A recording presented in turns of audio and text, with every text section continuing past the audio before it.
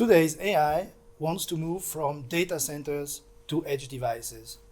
For example, your car, your washing machine, robots, toys, and even your smartphone.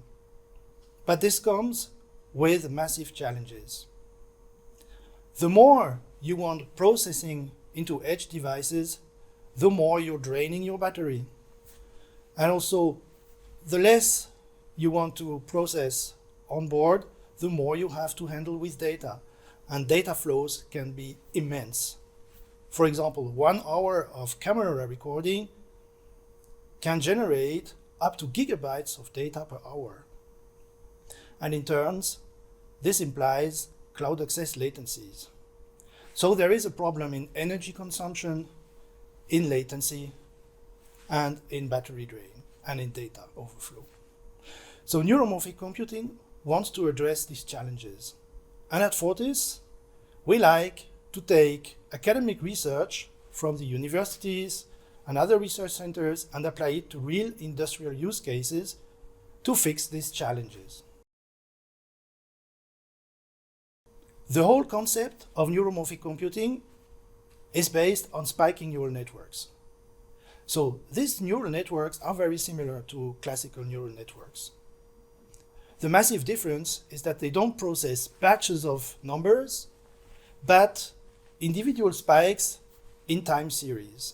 What are spikes? They are impulses, data impulses, so to say, and this mimics biology. Like in our brain, where neurons process biological spikes, actually electrical spikes as well, these artificial spiking neural networks, they process the data in this time-encoded, impulse-encoded data-wise. Now, individual neurons work quite similarly also to classical neurons. They process the spikes in the input over an activation function and generate output.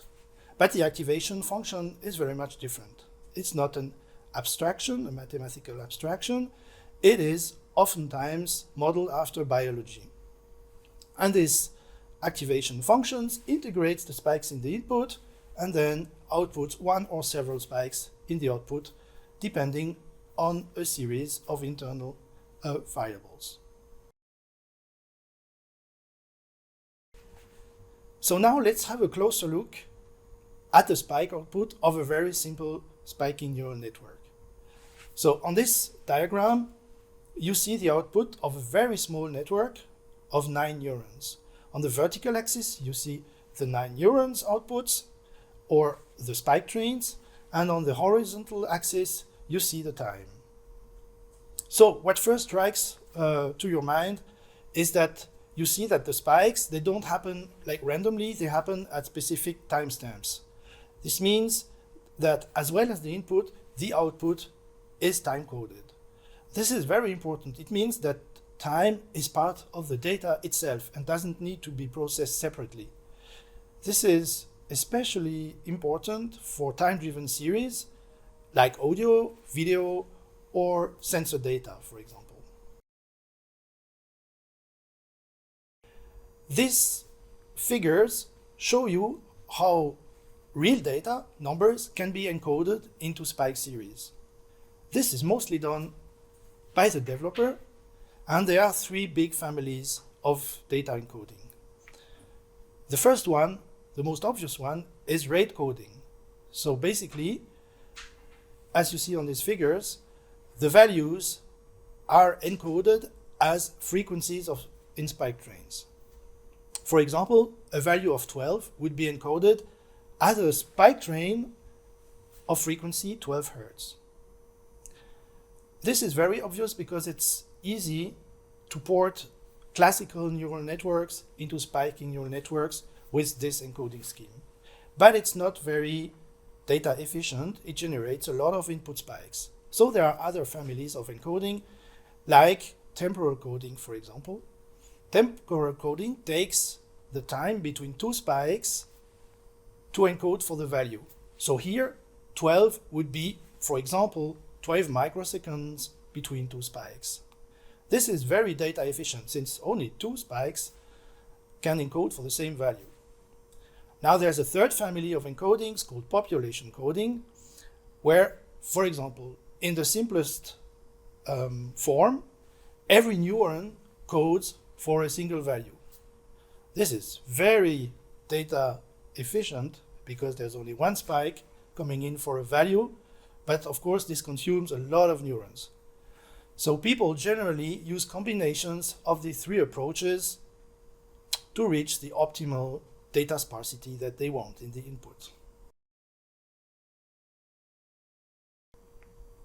Training algorithms for spiking neural networks can be similar to classical training algorithms in artificial neural networks, though they're a bit different, because spikes or activation functions are not derivable or differentiable. So research has developed workarounds by using secondary variables that are continuous and differentiable to derive on. For example, the probability of spikes instead of the spikes themselves, or time. This has proven to work quite nicely, as there are now very nice approximations of backpropagation for spiking neural networks that prove as efficient as in classical neural networks. But there's a whole other family of training algorithms that is directly inspired from biology. This is the family of local learning rules, also called Hebbian learning. So, in brief, they basically rely on the fact that connections between neurons are being strengthened by the spiking activity. And this is something that was observed in biological neurons as well. This proves also very interesting, especially in edge AI, because it allows for online learning, which means that networks continue to learn at inference time after offline training.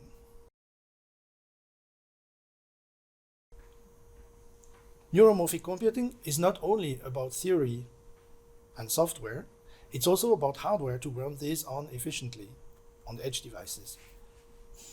Hardware chips come in various form factors, from single chip devices like USB sticks with 200 or 400,000 neurons, for example, to huge computer clusters that stock up boards and boards of neuromorphic chips.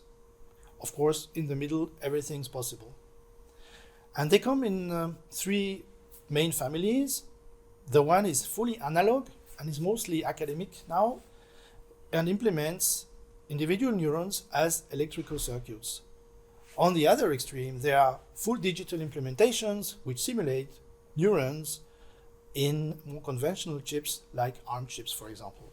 And in the middle, there are a lot of hybrid versions. There are manufacturers that do sell neuromorphic chips, and there's of course a lot of academic projects also going on.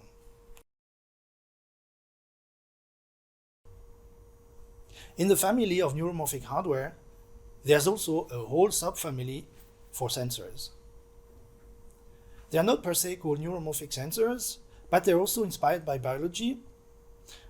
Let's take the example of cameras, for example. Neuromorphic cameras are also called event-based cameras. Why? Because they don't acquire full frames at specific time steps, but individual pixel changes continuously. And these pixel changes with their timestamps are called events. So on the images that you see, you have the same scene captured by a classical camera. It's very dark and you barely see the two pedestrians that are on the way. And next to it, you see the same scene captured with an event-based camera. So you can notice three things. First, the dynamic range.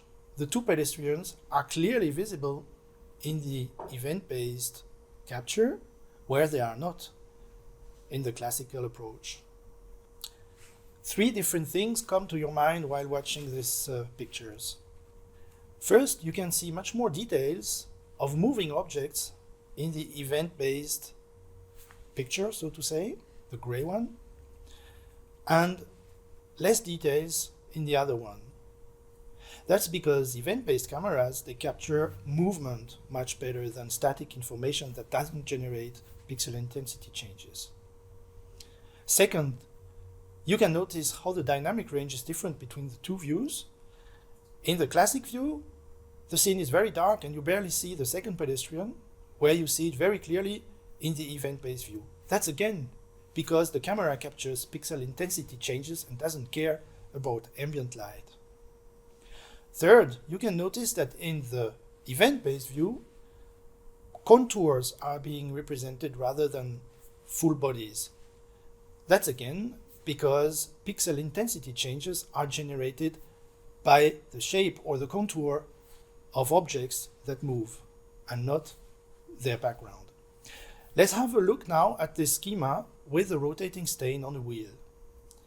If captured by a classical frame-based camera, you would get the full information in specific images at specific time steps with a lot of background, sometimes useless information or redundant information, but you lose much information between the images. Now with the event-based camera, you only get the information from the stain rotating in time and no information from the background. In very many industrial applications, this can be a huge asset when movement in controlled light is important. Now, sensors is not only about cameras. There are also other brands of sensors like audio sensors or event-based microphones. There are touch sensors.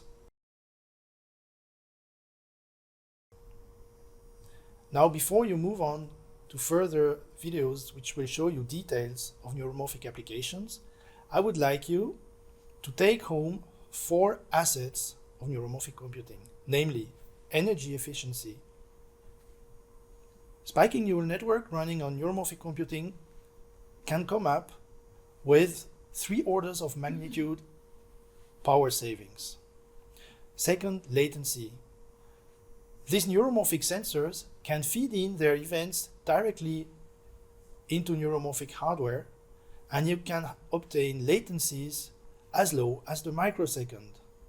For example, at Fortis, we do object tracking with event-based cameras at 2000 Hz.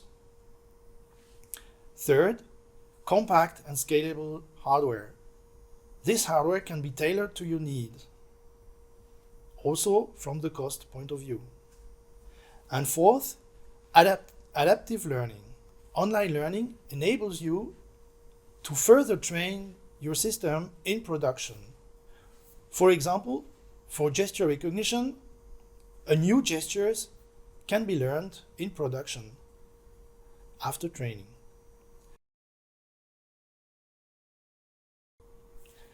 At Fortis, we have been implementing neuromorphic computing in 4 different industrial use cases. There's object tracking from a drone with an event-based camera. We have implemented cable insertion and peg-in-hole on a robotic arm driven by a neuromorphic chip trained in reinforcement learning, gesture recognition with an event-based camera, and adaptive learning capabilities,